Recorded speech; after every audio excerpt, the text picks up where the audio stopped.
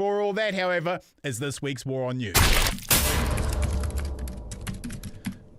Brothers and sisters, this week the Prime Minister tired of bashing teenagers on welfare and decided instead to attack the unions for striking against his terrible policies. Apparently, it's come as a shock to the Prime Minister that all the public servants his policies and cutbacks have been abusing are all going on a mega strike. In an almost Trumpian level of delusion, the Prime Minister had the audacity of blaming the unions for, and I quote, prioritising politics over patients.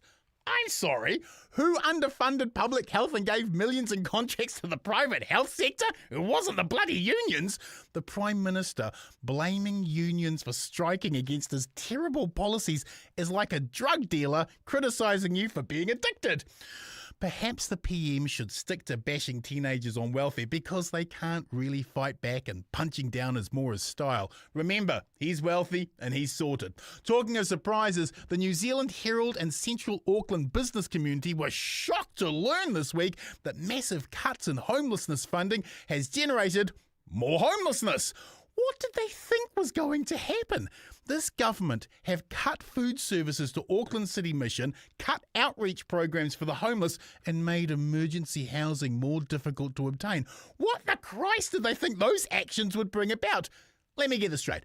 Did the New Zealand Herald and the Central Auckland business community think that by cutting all those safety nets, that a libertarian user-pays utopia would spring from the CBD where consumers would frolic and the free market flourish while the poor and broken were made invisible?